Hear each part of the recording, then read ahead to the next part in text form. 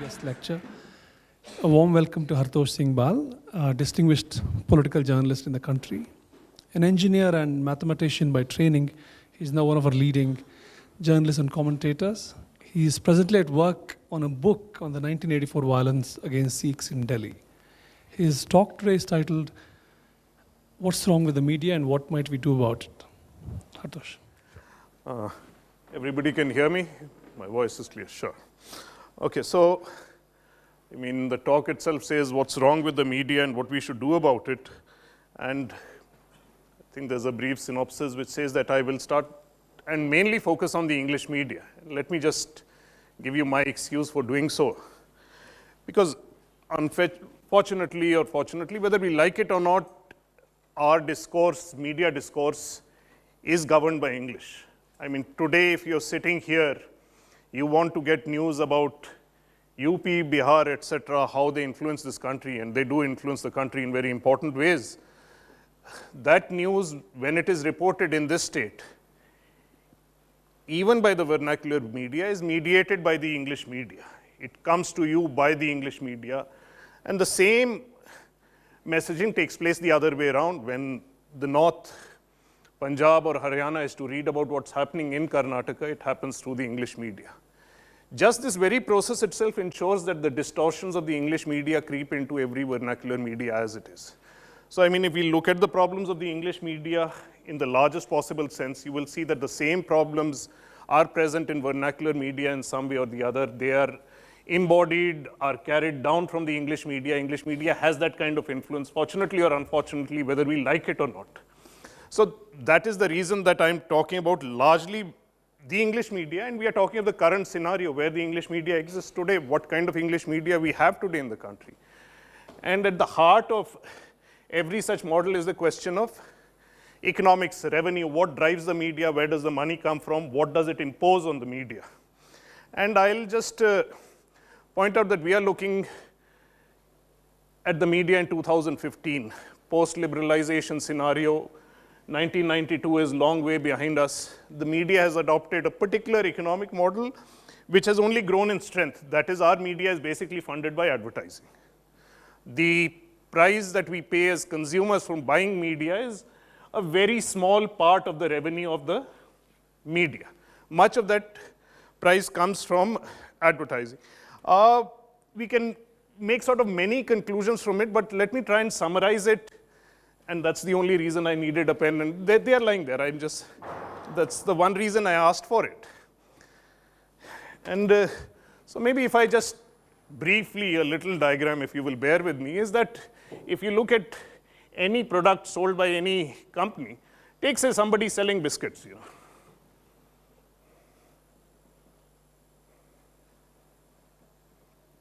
It's being sold to the consumer. I'm using these terms liberally. This is the product. This is a fixed product. It can't be changed. The company has already manufactured it. It cannot be. And then the manufacturer pays the advertiser.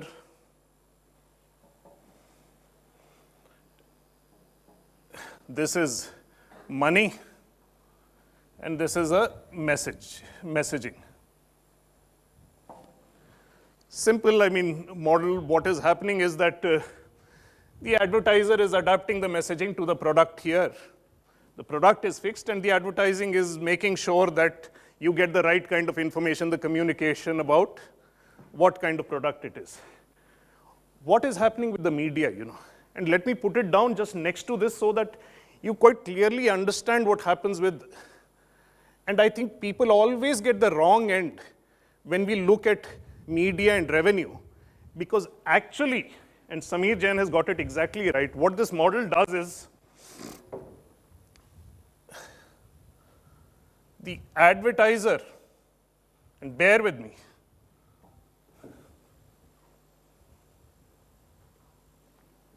is selling the product.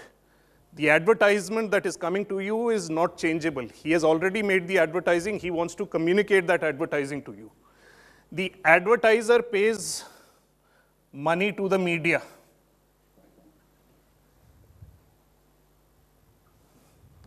And the media is messaging to the consumer. If you want to look at it, the confusion often happens is because these two words are used in different senses in these models of what is happening before us. The advertiser's product, which is the ad, is unchangeable. The advertiser is paying the money. The only adaptable product here is the messaging, it's the news you get.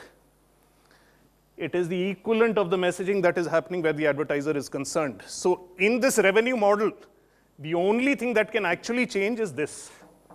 And depending on how much clout the advertiser has, the media messages in agreement or coherence with what the advertiser wants you to message. So I'm just simply trying to tell you that inherent in this model, we often say that this is what happens, this distortion is brought into the media. But inherent in this revenue model is the fact that the media, if it has to survive and get the money it needs for its survival, will have to adapt its message or the product it is selling to the consumer in tune with the advertiser. There is no way to escape this in this kind of scenario. This is the scenario we have chosen for ourselves. I don't mean as a society, but this is where we have reached. The preponderance of advertising money in media is such that its influence not only should not be neglected, it is the prime driver for the kind of news choices media makes to get to the consumer. Okay, so what are the implications of something like this? Does this necessarily mean that we have bad media? For example, and Chandran had mentioned that I was working on a book in 1984. One of the parallels that you look at is that I think the two worst instances of ethnic or communal massacres in the country were 1984 and 2002. 84 was pre-liberalization, the old standard media, slightly hidebound. 2002 was after this. And I'd argue actually that the media acquitted itself far better in 2002 than it did in 1984. In 1984, there was only one newspaper which actually sent out a reporter and took a critical stance.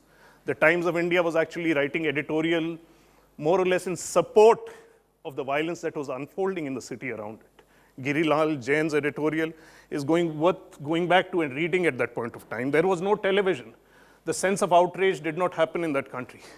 So on certain events, when they impinge on us directly, when they are newsworthy, I think even mass media can act in ways which is actually an improvement. The mass media has huge spread in this country. I mean, one of the things that I have noticed, and I have served as a journalist in districts and towns, states, living outside Delhi for several years, that is, if you go to a small town today, anywhere in the country, whether it is in Karnataka, whether it is in Madhya Pradesh, what you will find is that there are 3-4 stringers with cameras, each of them supplying news clips to various channels. And the kind of news clips that they supply, they are often, in these small towns, affiliated to some local interest or the other. They are controlled by local interests. And often these people are crooks, if I may use the term. But in this competition of 3 or 4 local crooks who have their local reporters, it often happens that very little goes unreported in this. Just the spread of mass media, the set of competing crooked interests can also ensure that there is an emergence of news at a certain level. This is the kind of news we were not getting out in the country earlier. Before the spread of mass media, you were not getting this kind of local news out. So there are advantages, disadvantages, but then you start looking at what happens. So immediate news, something that is of great interest, yes, will spark interest. Take something like long-term writing in terms of ethnic conflict, or let's say 3 or 4 years after the event, somebody is to do a series of stories from across the country on ethnic conflict. You'll find that those kind of stories still have a lot of viewership, readership. But that's the kind of story advertisers would not like to be associated with. Okay? So you're far less likely to see those stories, even though there is viewer interest in those stories. And then you come to a third set of stories. And I think all of you would be very familiar with it, is stories on, say, public education, public health. The advertiser is not interested in it. Often the viewer is not interested in it. And so you very rarely see it in the media at all. So there are grades of the kind of stories or the kind of things that get covered in the media. And much of it to do is to see with who is exercising what kind of influence. Now, in this scenario, where the advertiser has a major say of how the media conducts itself, let's look at how the media scenario has actually emerged and where it is headed. Post 1992, and I often remarked on this, that if you look at new media launches, I'm not talking about old established media houses, new media launches. So let me name some. We are talking of the English media post 1992, NDTV, CNN IBN, Outlook, DNA newspaper, Open magazine, smaller organizations, but name any that you can think of. I'm not talking of Times Now, it comes from an old established brand, Times of India. Today, not one of them is making money. Not one new English media product post 1992 that has been launched is making money. There are other institutions like Times Now. You can take older newspapers, the Times of India, Hindustan Times, they are making money. In this scenario, when media is mass, older established brands get reinforced, new brands have enormous difficulty establishing themselves. This was not the case. If you had actually looked at the scenario in 2008, you would assume that NDTV, Outlook were probably not in a crisis. We had the economic downturn for various different reasons. Something like Outlook print is a different story from TV, but NDTV, CNN, IBN had expanded so rapidly, and they had, this is true of Outlook also, all of them had expanded in ways which had nothing to do with its core. The core, as you and I would imagine it, if we thought the media was a business about news. They had both expanded into covering travel, into covering entertainment. They had expanded into covering lifestyle. Why were they doing it? Because they were vehicles for advertising. You have to understand the business is of maximizing the kind of products you can offer to advertisers. That is the business in which media is in this country. They had expanded in that fashion. The problem with this model is that it is also, this model, media in this model, is a bellwether for recession. The first thing that any company in an economic downturn cuts down on is this money. Long before the recession hits any other sector, you start seeing its impact in media. The first thing that gets cut is your advertising budget, money coming into the media. If you put all these facts together, what I'm saying is that this advertising revenue model, one, is a very fragile model for new media because every economic downturn you are hit by very strong forces that push you towards losses or closure. The reason most of the brands that I have told you have not closed down is largely, and let me step out and say this, that bar one or two, is not because people think that they will become economically viable in the future, is because they are important sources of influence peddling in this country. They do not justify themselves as economic businesses. They are used by owners or people who put money into them to barter influence with the government so that people who put in the money can gain that money back in other associated businesses that they are involved with. This is the reason some of the brands survive, not because the model itself is sustainable. So the model is fragile. It tends to reinforce old, bigger players.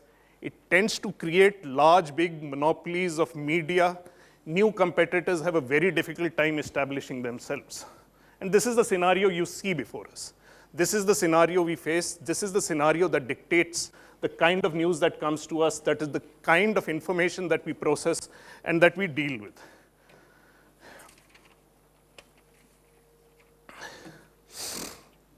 Now, the question that I want to bring to your attention is that a lot of people in such a scenario presume and often advocate that the move to digital or online is going to change all this. So let me be a great skeptic of the digital sort of revolution in media. The problem is, in this model, it is not in the medium, whether it is print or television. Or already, online advertising,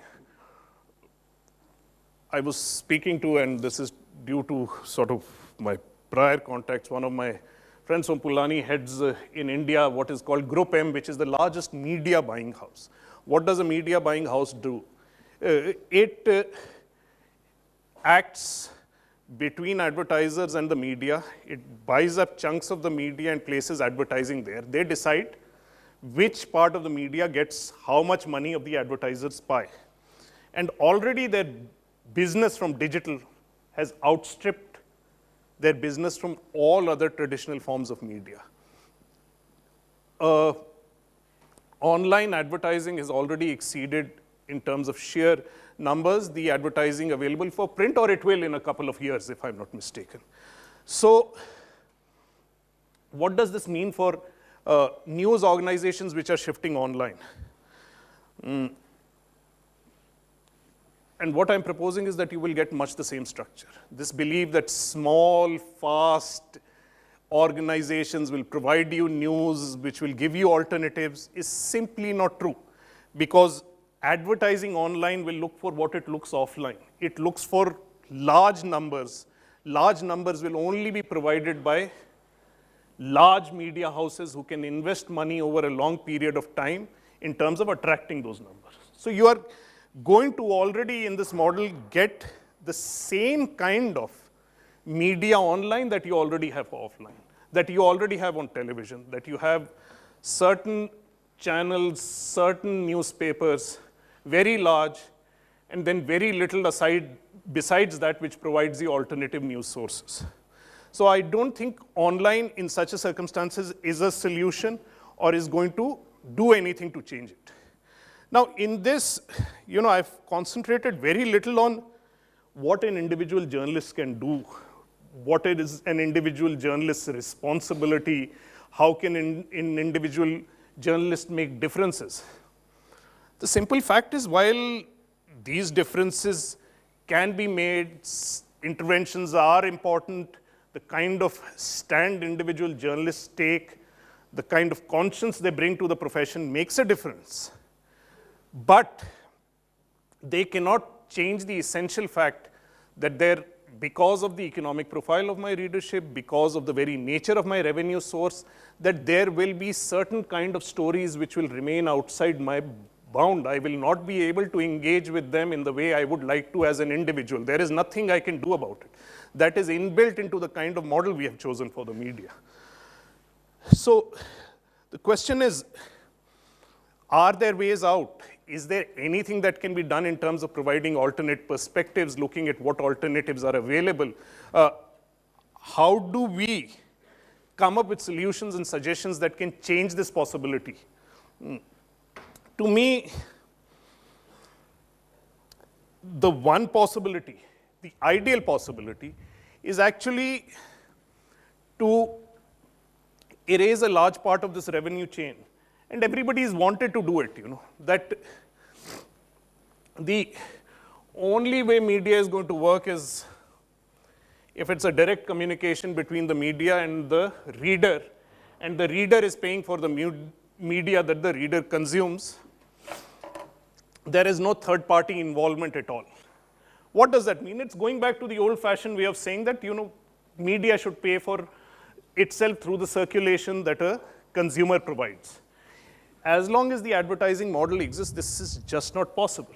The Times of India, because of its huge advertising revenue, sells copies at prices that somebody who's selling directly to the consumer will never be able to match, because the Times of India is making actually a loss per copy in terms of the production value and the money that is returning. Advertisement supplements that money. Not only supplements it, increases it manifold. So you cannot, in print, hope to have this consensus.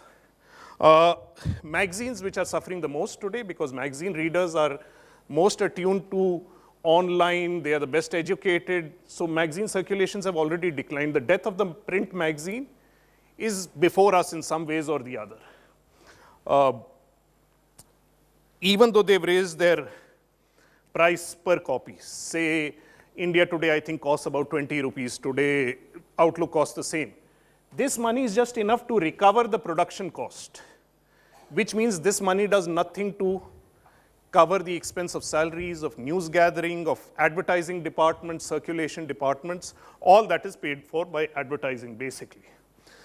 The advantage online has is that you don't need huge infrastructure. You don't need paper, you don't need printing, you can cut down costs by a large amount. In my own understanding, to run, again online, you cannot be too large. If you want to compete with the dailies, compete on daily news, the kind of infrastructure, the kind of size you need, the kind of journalists you need, the kind of spread you need across the country, puts you back in the same revenue calculation where direct reach to your consumer is not going to get you money back.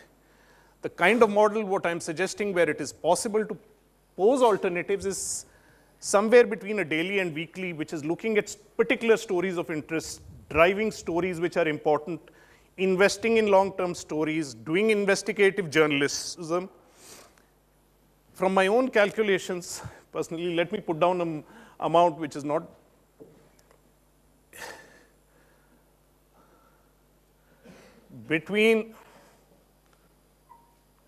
somewhere between a 5 crore to a 10 crore annual budget is enough today for an online portal to provide you the kind of journalism that will have a national impact, will make the national government sit and react, that can do good in-depth investigative stories, can engage with, it is not going to respond, it's not going to be your news portal, it's not going to give you the news of the day, it is not going to give you information about what is happening across the country, but it will take up important issues, communicate them in ways that are compelling, come up with large investigative stories, provide you opinion on what is happening in interesting fashions. And that is possible with this kind of budget.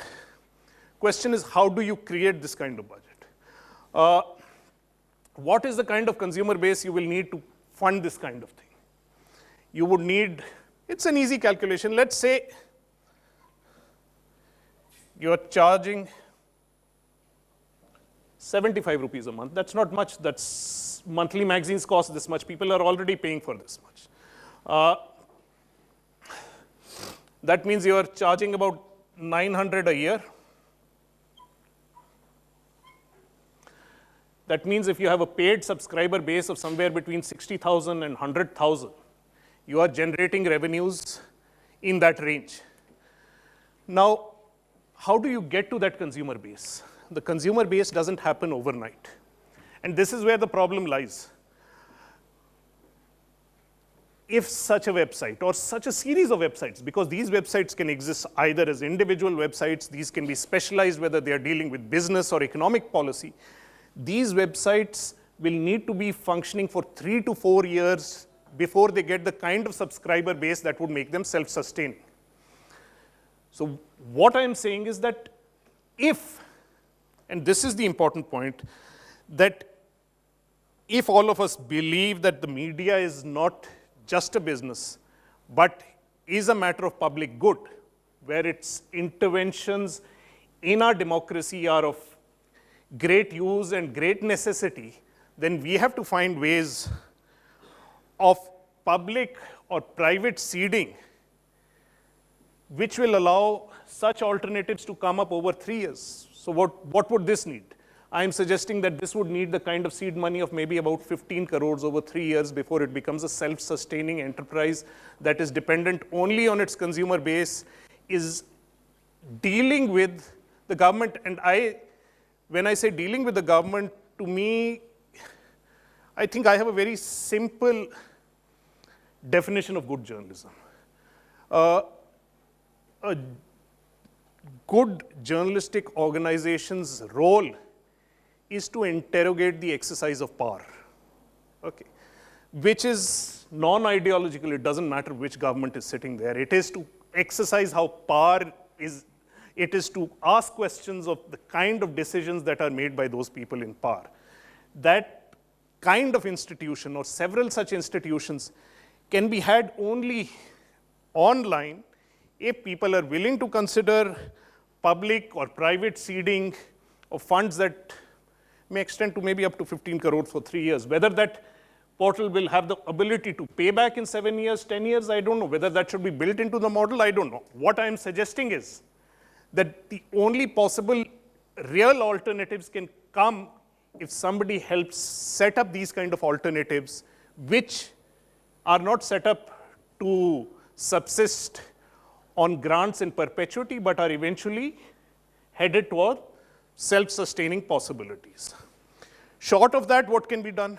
This is the ideal situation where you have not one, but maybe 6 or 7 or 10 portals across the country which are dealing with different areas, different subjects, dealing with whatever is happening, providing us with alternatives with which we can engage with. Short of that, what are the other interventions that can strengthen mass media itself? Sorry, before I go on to that, what is the kind of structure I'm proposing for these kind of online sort of one? These have to be the kind of structures you all are very familiar with. These have to be non-profit organizations. That is, they may provide salaries which match the best in the business, but they are not raising money from the market or are not raising money from third sources, which creates, again, another intervention in the direct relationship between the media and market. So these are not ownerships with shares held by somebody where an owner owns 30% of the company.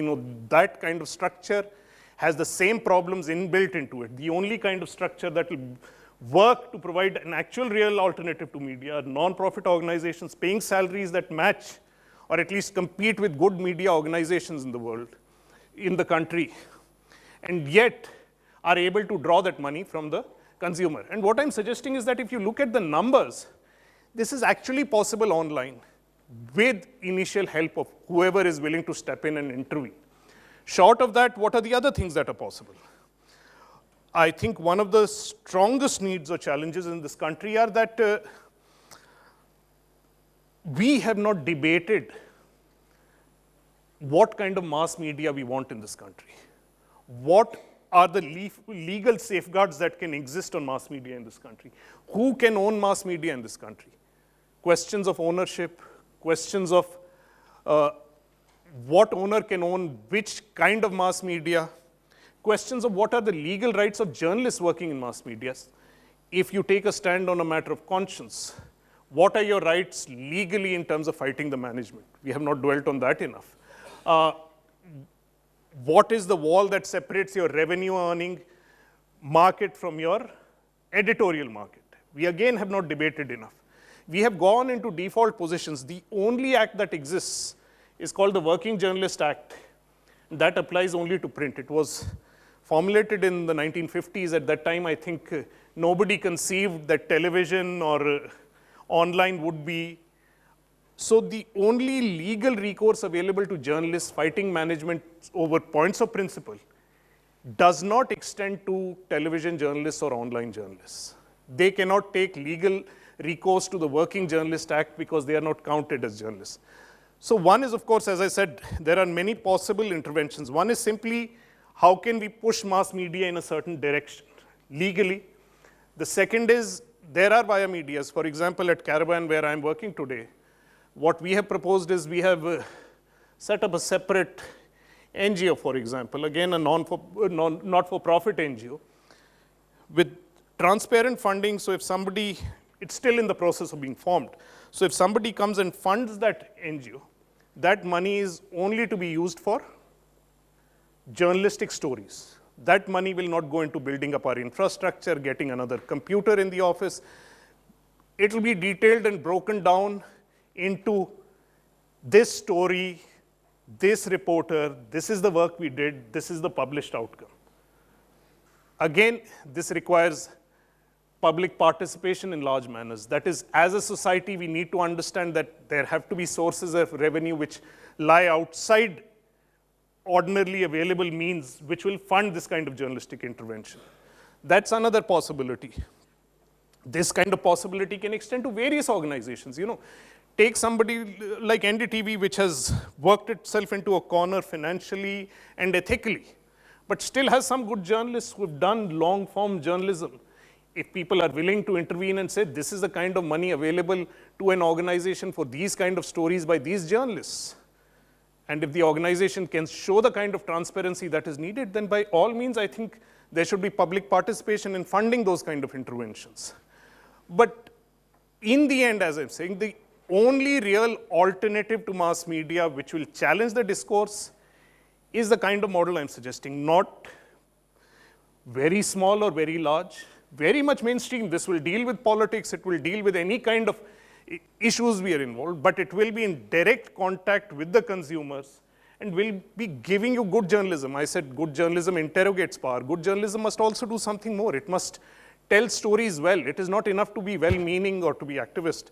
It is not enough to say that I want to write about education. It is necessary to write about education in a way that interests you, that will make people read those stories, which is where the money comes in, which is where the investment comes in. So roughly, more or less, that is the broad summary of my talk, that we have a certain revenue model which creates certain compulsions. We have to find ways out of it. Those ways out can only take place if there is an understanding that the media is an institution that requires support from outside in setting up alternatives. If that doesn't happen, we will continue with what we have, whether it is online or offline. We will very much have the same kind of media that we already have. So that is roughly what I wanted to say. Questions, whatever you want to ask me, we can discuss and talk through.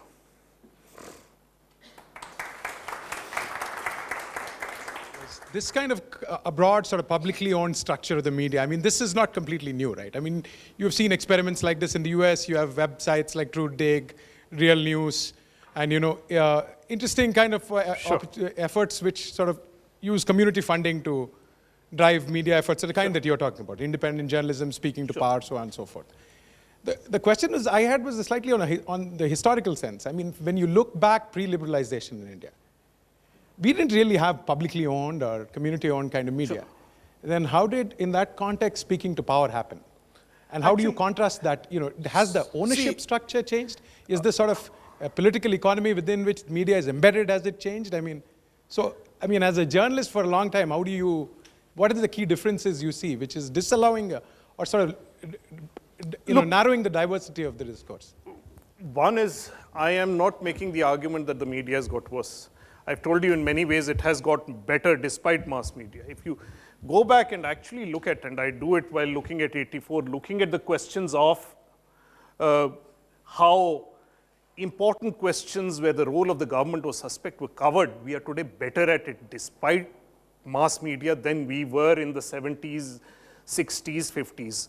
There were various reasons for it. I don't think the media then took the role of interrogation of power very seriously. They thought we were part of a collaborative building process of nationhood, for lack of better terms. Editors themselves saw themselves as advising governments, participating in government, stepping in and out of government.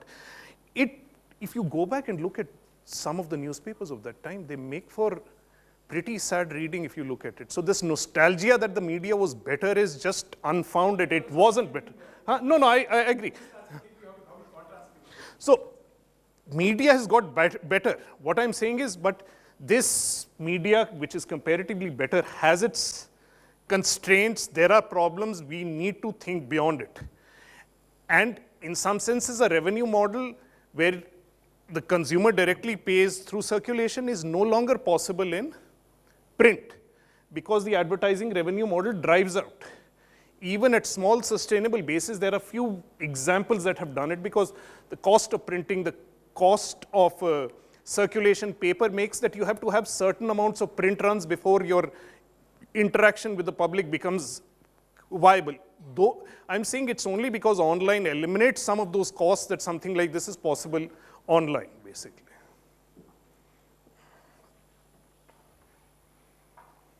Model of yours like 75 per month and 100 rupees per year can compete with those big media giants websites which are free on the basis of just good journalism.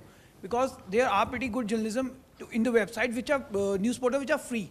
So why would a consumer or reader would pay for that kind of stories which he can also just on the basis of good journalism? Can this model be successful? Look, let's put it this way. You're not competing against them. You're placing alternatives out there. We are not looking at large numbers, Actually, 60,000 to 100,000, we are looking at it from 5 years from now, not even today. Even websites that are not updating, Caravan, of course the content is free. The question is, there is a difference in the kind of quality that mass media provides. It is not when one mass media competes against others. It does not make too much sense for them to invest large amounts of money into following one story. When you can get the same amount of eyeballs through a video of a cat doing handstands, you will not want to spend a lot of money collecting news. In that competition, certain stories die out. That is the kind of work that can be done by alternate. And what I'm saying is, it will not attract all the audience, but the audience I'm talking of is very, very small. Look at the numbers. If you go and look at the online figures, even by today's standards, these are not very large audiences. In 4 or 5 years, these are very sustainable and potentially plausible audiences to have, So, I mean, take one example of what happens in the competition between mass media. Call it the Times Now or the Arnab model. Prime time has today become a debating studio. People shouting at each other, excitement, event of the day. But look at the revenue of it. How much does it cost? Studio, fixed cost, anchor you're already paying. You get 6 guests, 8 guests, 4 from political parties, you don't pay them. You pay your guests 5,000. If they are from Pakistan, they get abused more, maybe you pay them more, basically. So for 20, 25, 30,000, your program is made.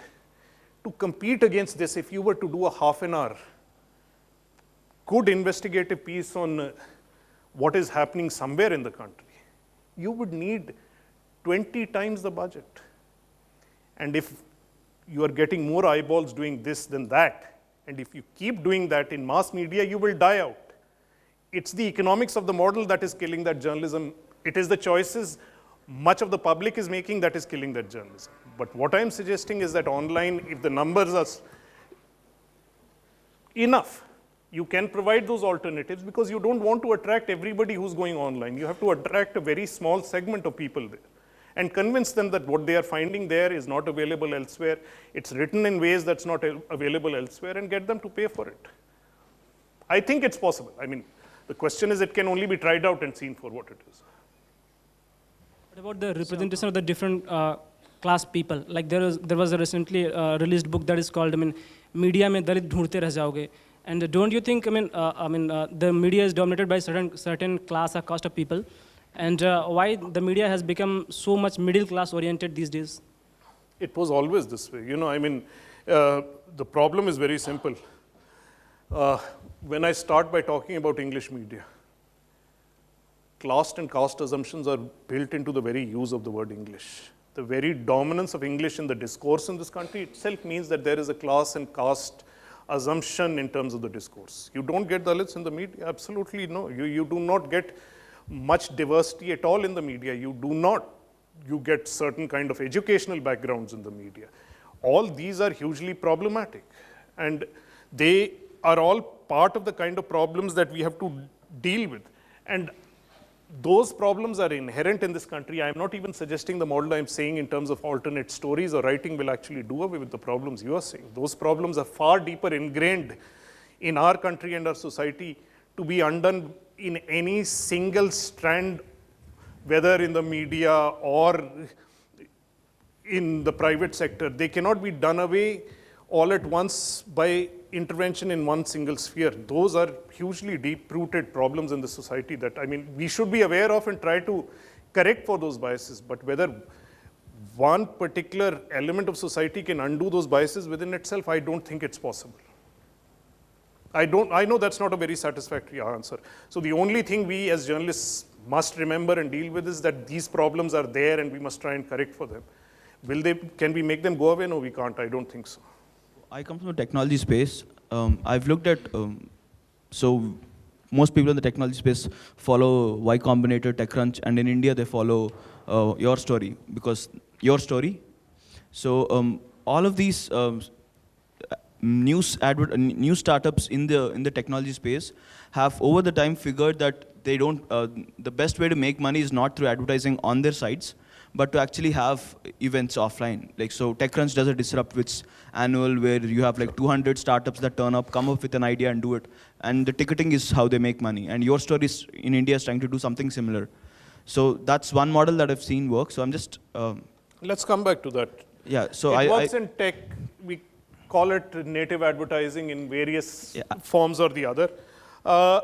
It's not new to online. Look at Tehelka. ThinkFest, it was drawing in amounts of money. But it doesn't run away from the essential problem that I'm talking about. If Tehelka has SR as its sponsor, and if it wants to do stories against SR's mining, then it doesn't matter whether that money is for an event or it is for advertising in the magazine. The pressure that exists on you is the same. In the technology sphere, I don't know how these people deal with it. If the mandate is different, if you're pushing products, you're writing about products, but will these websites, if they become dependent on funding from one particular technology source, be critically examining that technology within the website? I don't think that's going to happen. I mean, it has nothing to do with any of these portals individually. That is in the very nature. You cannot undermine what sustains you over the long term. So that problem is built into it, whether you do it through native advertising or you do it advertising through the site. Native advertising is one of the ways online portals are going, because right now there is no direct advertising to fund them. And we will see a lot more of that. Events organized, conferences organized, ideas discussed. But the sources of funding are still the same corporate funding, whether it comes through advertising or these means, and it imposes the same kind of influences and pressures, basically. I just have some more follow-up question, as well as some more questions. So you've talked about native advertising, right? So not just looking at the tech space, you even have Time, the Time magazine dedicate a new 8-member team to have native advertising in their magazines. You can't even make out whether it's a news piece or it's a fluff piece or it's an ad. So that's one thing on how you can look at that. So I wanted to ask you about how Caravan has done it, because I've been reading Caravan for quite a couple of years now, and they started off as just the site. You don't have the print thing that came out recently, as in probably a year or so, 2 years or so. Actually, it's the other way around, but that's the magazines existed for 5 years. The website is only 2 years old, but I mean that depends on how you relate with the medium. You may have come to it from the website first. Yes, yes. So, look. Caravan is not at the moment breaking even. The reason it survives is because it's a media house of the Delhi Press Group, which also brings out a huge host of Hindi magazines, including Champak, Grashobha, Sarita, and there is cross-funding from those. So it's at least a sustainable media business where other media magazines put money into it. Caravan is not making huge losses either, and it is getting better simply because, as I said, established houses have it easier because there's already infrastructure. They don't have to invest in a printing press. It was already there because it was a media house. They don't have to invest necessarily in a large circulation or an ad department. You don't need to invest in office space, computers. As compared to a startup, it had many things that it was not required to do. So its costs or losses at the moment are low, but that it is breaking even, no, that's not true.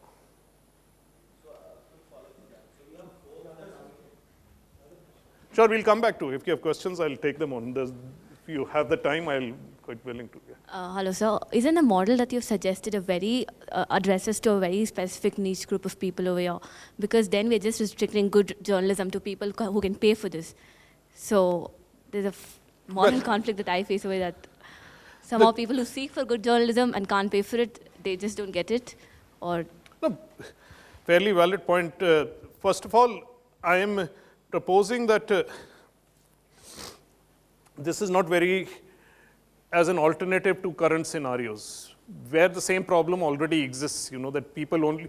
So I'm just not planning to solve all the problems, but what also happens is this kind of model, if it becomes economically sustainable, will actually not exist where everything is to be paid for. I think what most websites, even something like this, would eventually get to is a mixed model where you have a certain core of your website behind paywalls, some of it available free publicly. There is no other alternative. That's the only way that you will evolve. I'm not getting into the technicalities or the specificities of how this website will plan its strategy, how much of that content will be free, how much will be paid for. I'm just pointing out this is the kind of revenue that has to flow in. This is the kind of revenue it needs to break even. If beyond that, if it is putting out free content that generates advertising revenue, I don't think any website like this should shy away from it, as long as it remembers that what makes it financially sustainable is available directly from its readers. Beyond that, what is possible is, I mean, there is nothing stopping any kind of free access, collection of advertising, whatever other sources there are. Simple question. I just want to know what your daily media diet is like. Your daily media diet? Okay. I still read the newspapers mostly. Yeah. Actually, the one newspaper I still read with reasonable focus, unfortunately you don't get it in this part of the country, is the Indian Express. I was talking about this earlier. The edition, not the edition that comes out here, certainly not. Okay. The Indian Express in the north has a broad base of reporters located across the country. And I'm saying that one of the most important things that newspapers or large organizations could provide is reportage from across the country. Because, you know, if you look at this entire model of online news that is being generated, you have this surfeit of opinion. You know, I mean, people are spouting opinion without necessarily any foundation. But at the bottom of all these opinions is the few good reported pieces that are coming from across the country. Most of the online sites don't want to pay for reportage. They will build on other people's reportage, write about it. In that process, undermine the revenue model for the reportage. So ultimately, one day you may get to the point where you're writing opinions without any reportage happening at all. That is the most worrying aspect. But so what the Express is doing may have differences with its opinion page, edit pages, its editorial policy, even some of the news choices. But the fact is, it is still giving you a huge amount of reportage from across the country. That to me is actually one of the most important things that can be done by a media organization. Then I read 5 or 6 other newspapers. I read 1 or 2 pink newspapers because one should know that how a small set of people have disproportionate influence on the kind of policies that are shaped in this country. That is the reason I look at the pink papers. I personally don't find much of the content very interesting, but I still look at it because I think it's necessary. Magazines, very little, because for me, both India Today and Outlook have, Outlook still occasionally, that's not true, but certainly India Today has of no use at all in terms of how I'm processing news. Look at some foreign publications, The Atlantic, The New Yorker, see what is coming out occasionally. That is the kind of stuff. I will also pick up 1 or 2 Hindi newspapers sitting in Delhi, definitely. The Bhaskar, the Jagran, and see what is coming out there. Yes, I see it is always a problem to confirm a news, whether it is right or wrong. So my question is that, is there any legal issue that a publisher has to face if they are publishing a paid news? Like, can you comment on that, please? Well, clearly, I think the guidelines are already, they should not be publishing paid news. It is illegal. They face legal sanction. But, you know, the law is eminently flexible, or at least can be made eminently flexible if you have enough smart people designing ways in which you collect advertising. You know, for example, the Times has set up this whole kind of Times Treaty, which was basically you buy into shares of part equity in a startup, and it's supposed to be totally removed from the news business. But several editors or journalists within the Times of India have said that there was a sort of maybe unwritten clarity that certain kinds of news about these organizations will never get into the paper. The other way around, media organizations during elections. Actually, this question of paid news that you're asking, whether some news is actually paid for, is, to me personally, far less of the threat than the fact that a great amount of the news which is not paid for is influenced in a certain direction or the other in ways that can never be legally captured. And that influence comes from advertisers, largely from advertisers and owners, because politicians today directly lack. It is far easier to criticize a politician today than a corporate house in this country. And that is for this very reason, because of the model that we have chosen. The advertiser holds influence. A politician can only intervene not directly by dealing with a journalist, but can talk to the owner whose business could be troubled by the politician. So the owner will say, let's avoid this or let's avoid that, basically. And that, to me, despite the fact that paid news should be fought against, definitely be addressed, to me, it is not by any means the biggest threat facing the media today. Two questions.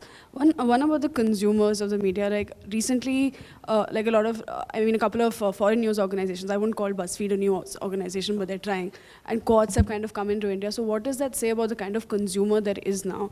And also in terms of, are there still readers for long form, or have you seen like a reverse where is there any hope that there will be people who will still be consumers of long form?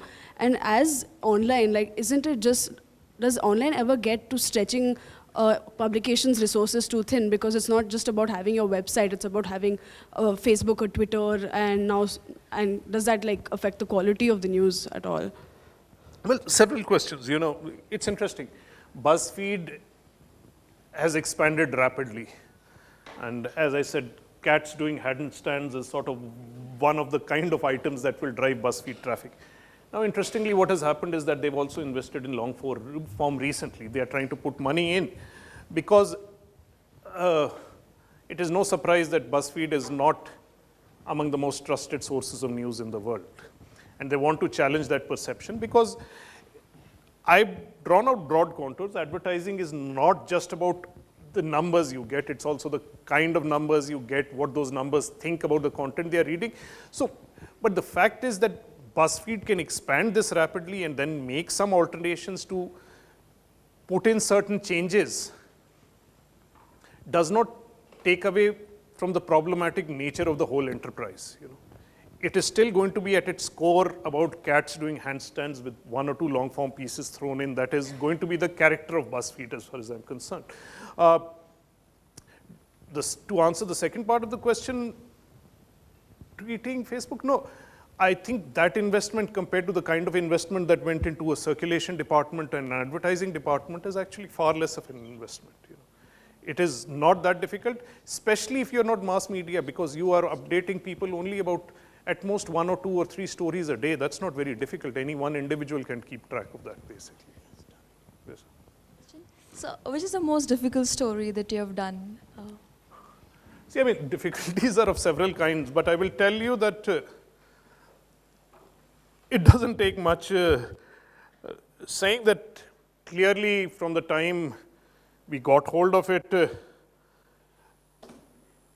the repercussions were quite clear when the Radia tapes came to us at Open, And I actually sat and processed those tapes for over a month and a half, sharing it with maybe just 1 or 2 of my reporters, hearing it.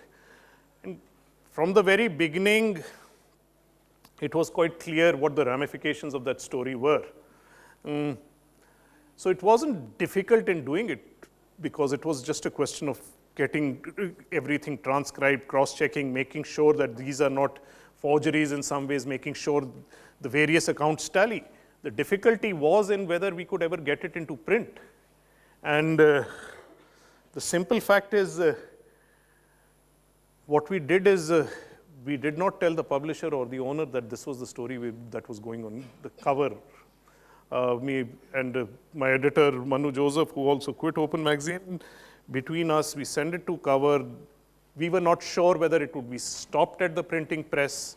We were not sure whether these copies would actually get from the printing press to the market. So the owner of the organization, the publisher of the organization who's in charge of advertising circulation, none of them saw what we were doing till it was actually out there in print, available to the public. So difficult in that sense. One of the questions that was asked to us is that why did you not get the responses of those people who were named in the radio tapes? Practically speaking, the answer is pretty clear. Ethically speaking, should we have got those answers ideally in an ideal world? Yes, we should have contacted each one and got them.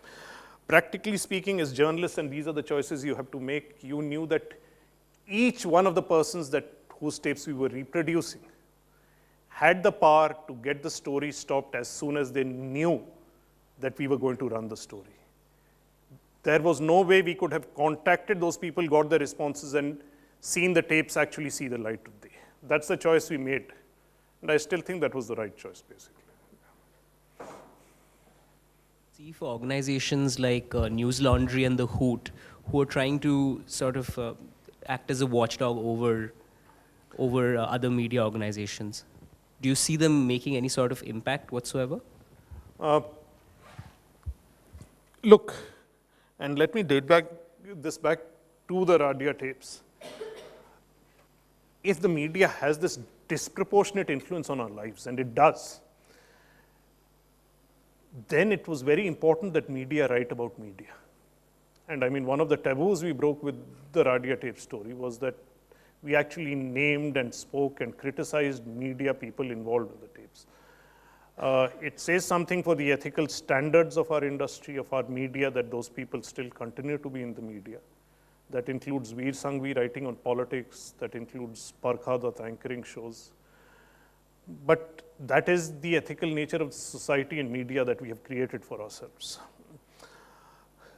For that very reason, I think these sites, big or small, have a very important role. And yes, people in the media are wary of these issues being covered. For that very reason, I think they are pretty essential.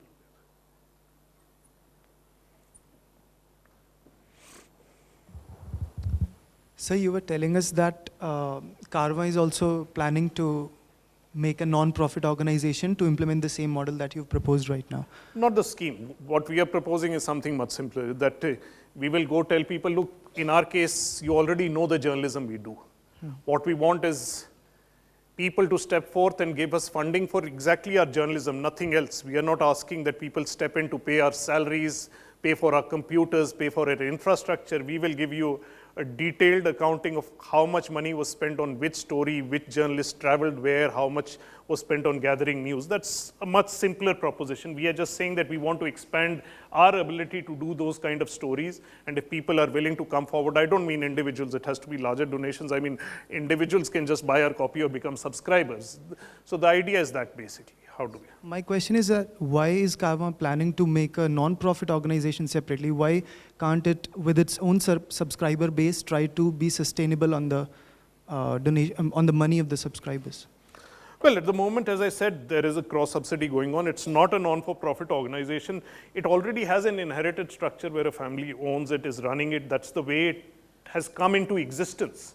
So the reason we are saying that we are setting up a separate non-profit organization is that for anybody funding it should not have the impression that this is money going to finance a particular family, a particular media organization, etc. Just make it clear transparently, this is what we are using it for.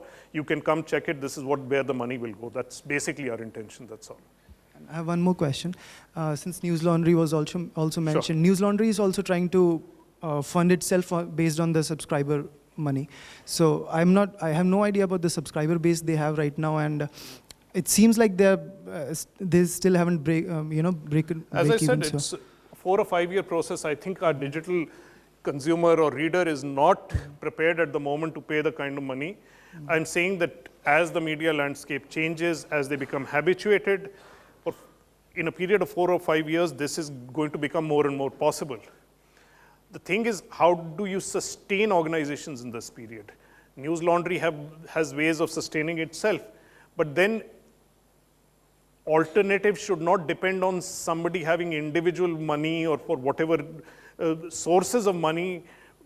If various alternatives have to exist, we have to find a way of publicly funding them so that they become real alternatives. That's all I'm suggesting. What is the role of government in regulating and scrutinizing media houses? look, the role of government is decided by legislation, and at the moment our legislation is pretty cumbersome. The government doesn't have enough controls on who can own media, cross ownership of media. It doesn't have much control of what can a owner of a print organization have several business interests. Is that okay or is it not okay? If you have steel plants and you're running a media organization, what if the government doesn't give you a permit for coal, for example? Will that change the stance of your magazine? Quite possible. Should such a person own media? Probably not, depending on how society thinks of it, but we haven't thought of these questions and legislated them. What, on the other hand, is a set of old arcane British rules on how you can register a newspaper, what allows certain people to publish a newspaper, not register it. The government can then use those indirectly to influence or control owners. So at the moment, we have the wrong kind of ownership and regulation. They can put pressure on owners to do the kind of things the government wants them to do, but we don't have structural government regulations which actually prevent misuse of power by owners, basically. Are things like All India Radio and stuff like, are they also influenced and manipulated, or is this? They're directed and dictated to you. So, I mean, there's no question of influence. One of the most important things, and this is a question I think you were asking in terms of how do you get news to the vast majority of this population where there are questions of caste, access, etc. And one of the most iniquitous things that has happened in this country, and this is a deliberate government decision, is that news is not allowed on radio for anybody other than All India Radio. It is simply for that reason, because that will allow the kind of access and penetration of news that no other medium gives you. And the government has deliberately shied away from it. Just a curious doubt. Some few years ago, Mr. Mukesh Ambani's son met with an accident. So not very far back, yeah, quite recently. Yeah. So how come no media house covered that? I mean, you are answering the question, aren't you? No, but someone should, right? Absolutely, somebody should, right? Which is why I'm saying that corporate ownership, the revenue model, all these issues have such problems built into it, because this is exactly what will happen when you have this kind of media. There should be, there could be one honest media house. There were some small news items that appeared, but the kind of outrage or questioning that incidents like this should have generated do not happen. And that is precisely for the reasons that I've given you, basically. Hi, sir. I just wanted to know, under the present political dispensation, do you think a story like the Seemanand story that Caravan had run would have been possible? I mean, do you think there's more pressure now under the present government to do? Look, to be fair to this government, directly there has been no pressure to stop us from doing anything. Under those circumstances, if we had the story today, we would run it today, as far as I know. What would happen afterwards is something we'll find out later. But what is frightening about the media, and this is where corporate ownership comes in, that without any direct threat from this government, the media caved in anticipation of that threat, that we better be good to this government, otherwise this government will do something to us. The government hasn't had to do anything. They've got a very good press without even trying to make them kowtow or bend or etc. These people are crawling even when they have not been asked to bend, basically. That is what has happened with the media. So, I mean, Caravan has this investigative style of journalism. Now that you're saying, the management tends to kowtow, does this kind of, affect your process of, It hasn't happened here in Caravan. It hasn't so far. I mean, no such indication at all. All right. Okay. So, I mean, clearly, if you will look at our issues, what we've been writing, if you go to our website, we have now just web-only content already on the website. And if you look at all those things together, there is no sign that in any way our editorial policy today is any different from what it was under the previous government. Certainly, I mean, as an individual, I don't practically think I will do anything differently. And if I'm asked to, I think this is something I always insist as a journalist, that my responsibility is to my profession, not to my owner, basically. That is what you have to actually write according to. Okay. For the concerns you have. See, mine may not be the most complimentary view of journalism schools, simply because I think journalism is not, journalism is a craft. And like every other craft, you have to learn by doing it. What journalism schools sort of give you when you go to an interview, I think an organization realizes that you are serious about this career because you've already invested a year, 2 years, or 3 years in the profession. Whether I would give story, an important story, or to somebody just fresh off journalism school, no. We would, I think, run them through the entire gamut of the kind of training which cannot happen at a journalism school because it's a craft that must be learnt on the job. That's where all the training will happen. So I think in that sense, they are only in some ways proof of commitment to profession as far as I see it. That's all. Yeah.